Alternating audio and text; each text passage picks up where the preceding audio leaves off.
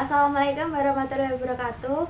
Perkenalkan, nama saya Rista Vandika, NIM 083 dari Prodi Manajemen Universitas Veteran Bangun Nusantara. Kali ini saya akan mewawancarai salah satu ibu rumah tangga mengenai keuangan dalam keluarga. Nah, sekarang kita sudah bersama dengan narasumber kita. Ibu bisa perkenalkan dulu. Perkenalkan, nama saya Ayu Kristina, umur 29 tahun. Saya bekerja sebagai ibu rumah tangga dan memiliki satu buah anak. Oke, untuk menjalani kehidupan sehari-hari, dari mana sumber pendapatan utama Ibu? Sumber pendapatan saya hanya dari suami, karena saya tidak bekerja, karena saya tuh cuman ibu rumah tangga ya Kak. Jadi pengeluaran dan pemasukan saya tuh dari suami saya, karena tidak ada pemasukan lain, karena belum boleh bekerja. Dalam berkeluarga itu kan pastinya ada manajemen keuangan. Nah, itu kan pasti juga sangat penting gitu kan. Bagaimana Ibu membuat anggaran dalam rumah tangga Ibu? Sepertinya tuh kalau anggaran dalam rumah tangga tuh dalam semua rumah tangga tuh sama aja ya Kak. Tapi kalau menurut saya pribadi tuh anggaran tuh bisa dibagi menjadi beberapa bagian.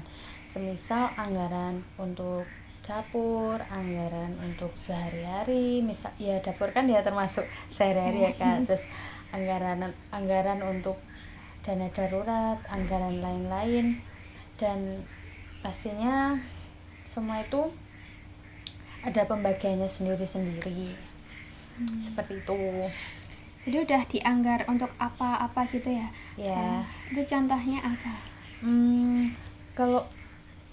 Kalau dalam rumah tangga saya tuh anggaran dalam sehari-hari itu ya meliputi anggaran untuk dapur, untuk kebutuhan sabun, misal untuk mencuci baju, mencuci piring, terus untuk anak, terus kebutuhan darurat itu semisalnya kita menyimpan uang tuh kan kita mengeluarkan anggaran sehari-hari itu kan pasti dibagi ya Kak, dibagi berapa persen, terus nanti sisanya tuh kita buat anggaran darurat dan anggaran lain-lain.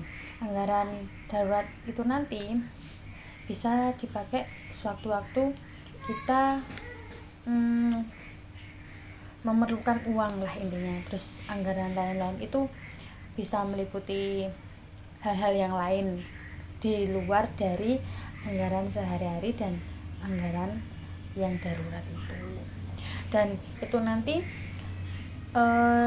banyak sedikitnya pemasukan tuh juga disisihkan sedikit lah untuk kita menabung. Gitu Kak. Bagaimana Ibu membuat apa kesalahan umum yang sering dilakukan keluarga dalam mengelola keuangan menurut Ibu? Kalau menurut saya tuh kesalahan dalam mengelola keuangan itu yang pertama tuh kurang terbuka ya Kak antara suami dan istri. Itu pasti kunci utama dalam kesuksesan pengelolaan keuangan ya. Semisal antara suami istri salah satu tidak ada yang terbuka, itu pasti pemasukan itu sama pengeluaran tetap banyak pengeluaran. Jadi tuh gimana kita mencegah ya tadi, gimana kita mencegah hal-hal yang seperti itu, kita harus saling terbuka dan saling percaya. Terus kita juga harus mengutamakan kepentingan yang lebih penting dahulu daripada hal-hal yang kiranya tidak penting. Jadi kita bisa mencegah itu agar tidak ada pengeluaran yang tidak diinginkan atau kelebihan pengeluaran daripada pemasukan yang udah dikasih. Jadi pemasukan sama pengeluaran bisa sama gitu Kak. Terus pertanyaan selanjutnya, apakah Ibu punya tabungan atau investasi gitu buat dana darurat? Ya kembali lagi sama pertanyaan yang awal tadi ya kak. Tabungan atau dana darurat itu memang penting kak dalam rumah tangga itu. Jadi kita dalam rumah tangga itu nggak cuman mementingkan kebutuhan sehari-hari sama pengeluaran sehari-hari. Jadi semisal kita punya uang lebih itu ya seenggaknya kita harus punya tabungan. Sampulnya uang tabungan sewaktu-waktu kita membutuhkan, dan semisal ada hal-hal yang darurat itu kita punya uang, kita punya tabungan gitu kak. Jadi sudah disisihkan ya buat tabungan seperti Iya. itu. Terus pertanyaan selanjutnya, menurut Ibu bagaimana cara keluarga dengan penghasilan terbatas itu bisa tetap menabung? Itu kembali lagi dengan diri kita masing-masing ya kak. Gimana caranya kita bisa menabung dengan pemasukan yang minim, dibilang seperti itulah. Itu semua kembali lagi sama kehidupan kita masing-masing.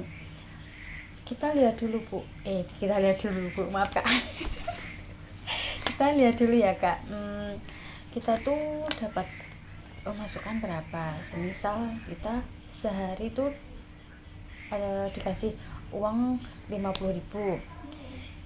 Ini misalnya aja ya kak, misalnya dikasih uang 50.000, kita belanja.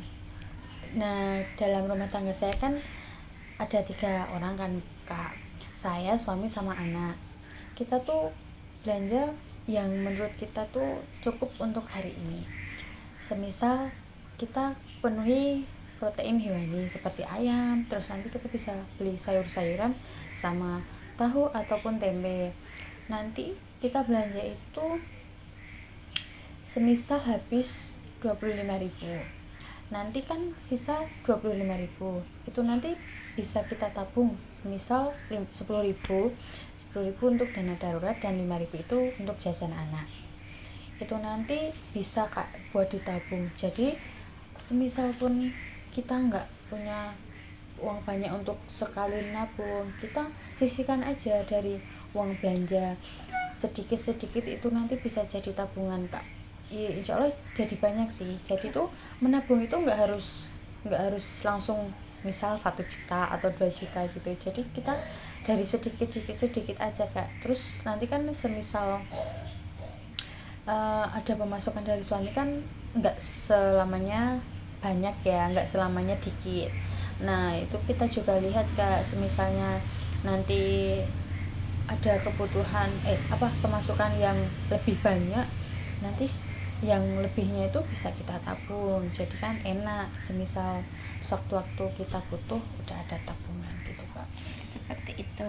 Untuk pertanyaan selanjutnya, bagaimana cara keluarga Ibu menahan pengeluaran yang tidak penting? Kalau menurut saya pengeluaran yang tidak penting itu gimana ya kak, jadi untuk mencegah itu tuh kita harus mementingkan apa yang penting dan apa yang tidak penting. Kita tuh nggak harus semua hal yang kita inginkan itu kita beli.